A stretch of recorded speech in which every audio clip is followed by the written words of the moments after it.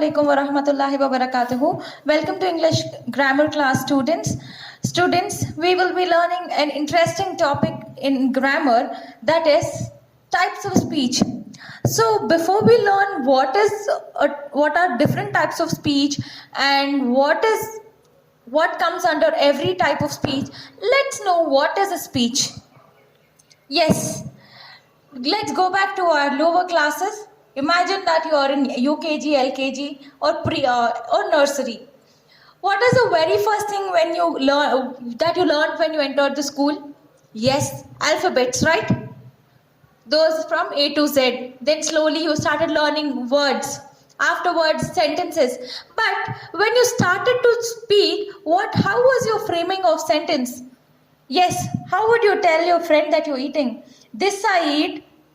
No, my friend, you, right? That is how, when you would fight with your friend, you would tell, you're not my friend. Instead of telling, you're not my friend, no, my friend, you.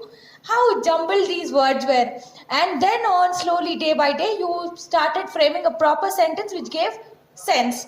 So, similarly, when you're speaking, you need to put the words in a proper way, which will give some meaning to it. And moreover, you need to make sure your sentences have different parts of speech. Now, what are those parts of speech? All have your names? Yes. Every animal has its name? Yes. Every school, every place has its name, and every country also has its name.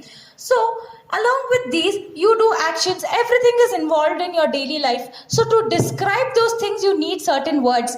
So, those words which are put together in a proper way and gives a good meaning is called as a speech. So, now the very first part of our speech is noun. So, you all have learnt the very first part of speech is noun, right? So, when I ask, what is your name? One will tell Fatima, one will tell Akbar, John, Stephen, and so on, right? So, name of a person, place, animal, things, qualities, and ideas. These are all called as nouns. But now, so before learning the types of noun, we'll see which are the 8 types of parts of speech, and then we'll learn the types of noun. So the 8 parts of speech are noun, pronoun, adjective, verb, adverb, preposition, interjection, and conjunction. Understood? So let's learn detailedly about what is a type of noun and how do we use it in our daily life, and that is in framing of our sentences. And as I already explained, noun is nothing but naming a person, place, animal, things, action, quality or idea are called as nouns. So let's see few examples of noun. As you can see, the examples of noun are nurse, then you have the cake, then we have books, then it's a flower, baby, and the cat. But what is a noun now?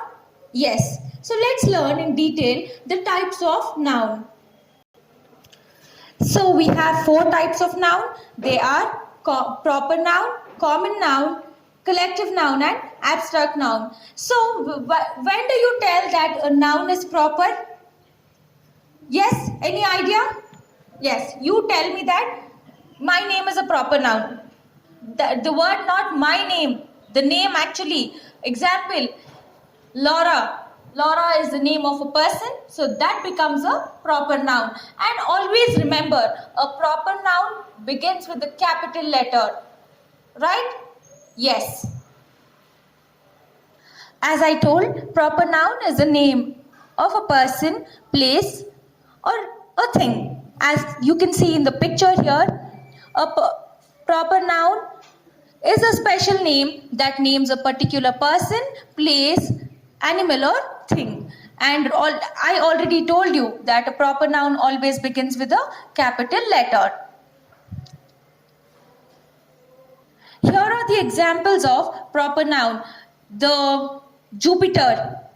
Yes. Then we have Zeus, name of a person. Then a place called Taj Mahal. Again, name of a woman, that is Queen Elizabeth. Then we have a name of a ship, that is Titanic.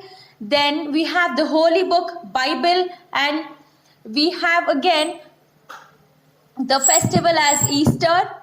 Then we have a country called as Australia. And then we see the animal as Plesiosaurus. So now let's learn about common noun. Before we read what is the definition of common noun, I have a question for you all. You all are sitting in a class and you all are talking continuously. If somebody has to come and warn you, will they come and tell you, Sarah, stop talking? Or will they tell girls, stop talking? Yes, we use the word as girls, and this word girls is common for the entire class. So such words which are common for anybody is called as a common noun. So common noun refers to people, things in general. For example, boy, country, girls, bridge, city, etc. Always remember, a common noun shouldn't be always in capital letters unless you're using the common noun in the beginning of the sentence. Yes, you all know the rules of writing a sentence, right? Every sentence begins with a capital letter and ends with a full stop. Understood? Yes. So you can see in the picture, it is a common name used for a person, that is, a person can be a woman, a man, girl, boy. So it is a girl here, and a place or a thing. Clear with what is a common noun? Good. So what do you mean by collective? You always tell, ma'am, I collected so many pictures. I collected this amount of money. But in grammar, collective nouns is for group of people or things.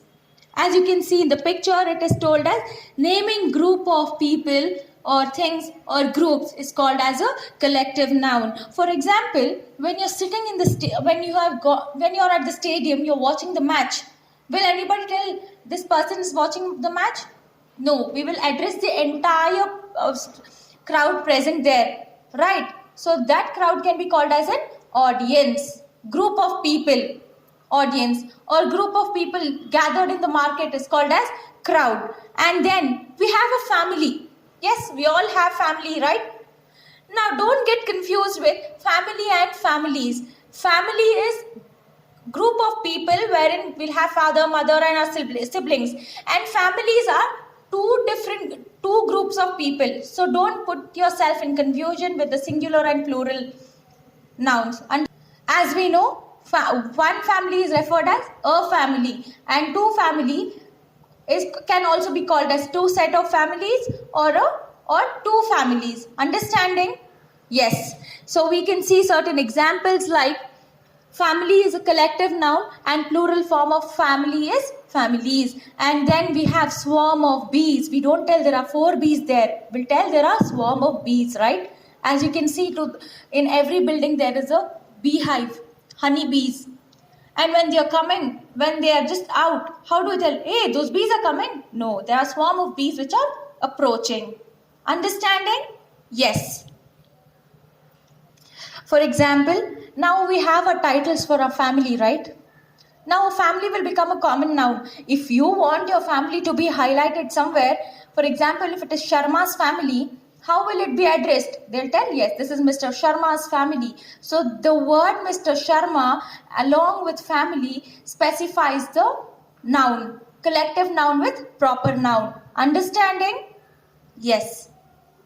So here are the few examples of collective nouns, and they are, the first one is dynasty of kings. Will not tell there are 3 kings. Will tell there is a dynasty of kings. Look at the article I'm using here, and I'm addressing a singular noun, but this singular noun is a collective noun. And then we have a draft of lecturers. Again, there are more than 4 lecturers, so we call them as draft of lecturers. And then we have a flock of tourists. Tourists are people who travel from one place to the other place for sightseeing. So if they travel in groups, we call them as flock of tourists. I hope you all are clear with what are collective nouns. So now we will learn what are abstract nouns. As I told in definition, it is the name of things like qualities and ideas. Those qualities and ideas comes under the abstract noun. So what is an abstract noun? Yes, it is a noun which refers to the ideas, qualities and conditions thereas that cannot be seen or touched. Can you touch your ideas? No. Can you touch your qualities? No. And things which have no physical reality. And can we see them in real? No. Rather, when you express it, we can find it, right? When a person is honest, the way he expresses his words will conclude that he is an honest person. So, examples are truth, friendship, time, and so on. Here you can see certain examples like favorite, bravery, anger, friendship, and childhood. These are all the ideas and qualities which will come under the abstract noun. I hope you all are clear with this. And then we have countable and uncountable nouns which we'll be finding in our daily life.